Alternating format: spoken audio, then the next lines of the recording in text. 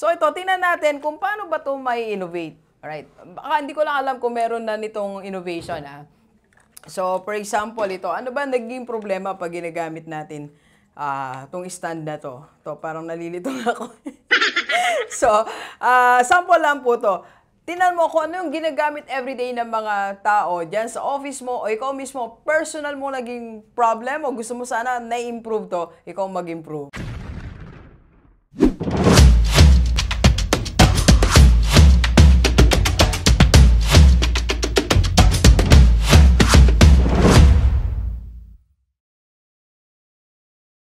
Okay, Gilibers, sa mga nagtatanong pa rin sa atin, paano nga ba tayo kumita ng 100K? Let's go! Let's go! Alright, so ang sagot ni Rockstar, kikita po tayo ng 100K medyo bandang kalagitnaan o padulo na ng 2024. Hindi agad January, Feb, kikita na agad tayo ng 6-figure or 100K. Hindi po yan magic, okay? But anyway, meron tayong mga suggestions. So, una-una suggestion ni Rockstar, gumamit tayo ng computation. Okay? So, you join company na merong sales na at least 10 million a month. Okay? Doc, bakit at paano? Ito po.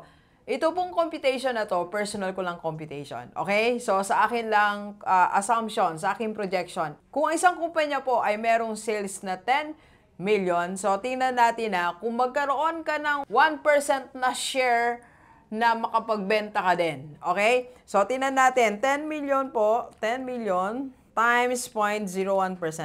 So, you'll be earning also 100K. Okay? So, ibig sabihin kasi, for example, ang kumpanyang pupuntahan mo, ang earnings niya lang is 1 million a month. Hindi ka kikita ng 100K a month from that 1 million sales. Kailangan ang sales niya at least 10 million.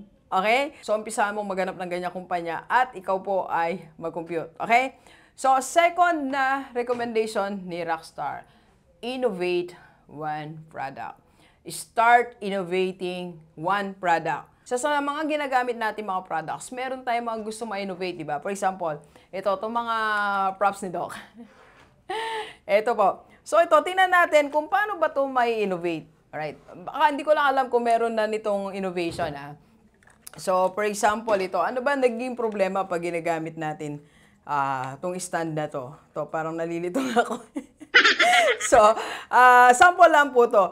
Tingnan mo kung ano yung ginagamit everyday ng mga tao dyan sa office mo o ikaw mismo, personal mo naging problem o gusto mo sana na-improve to, ikaw mag-improve. Alright? So, pwede naman tayo maghanap ng mga manufacturer. Marami tayong pwedeng kausapin na isipin mo lang, oh, eto, paano mas maganda ata ganito yung style nito? Mas maganda yata may ganito to. Okay? So, innovate one product and of course, start mo siyang ibenta, bumuo ka ng yung sales team. Yan. Yun na. At the end of the year, may possibility na maka-earn ka ng 100K a month. Okay? Alright. And third po, to earn 100K a month is to sell machine.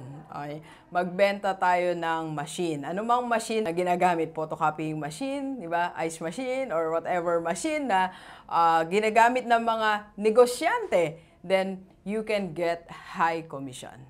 So, bakit mga machine? Sa machines po kasi, mataas po ang presyo niyan. So, pag mataas ang presyo, chances are mataas din ang yung commission. Okay? So, for example, 200,000 ang binebenta mo. Meron kang 10% commission, that's 20,000. So, kailangan mo lang magbenta ng 5 sa isang buwan para magkaroon ka ng 100K. Alright? And last, number 4, of course, you can join my team. IMG Rockstar. Alam niyo, nung nagsimula ako, sabi ko, I want 100K income. So, lumipas po ang panahon, nakuha natin yan. Okay? Kaya mo din yan. Alright? I can help you sa IMG Rockstar Community. Alright? And marami pang paraan para po tayo kumita at the end of 2024. Ang maganda, simulan na natin. Let's go. Let's go. Kape po tayo. Nandun po ang kape ko eh. Let's go. Let's go. Thank you for watching. We are inviting you to attend our free webinar on how to save and invest the right way and how to avail sa Kaiser. PM na sa personal FB ko po.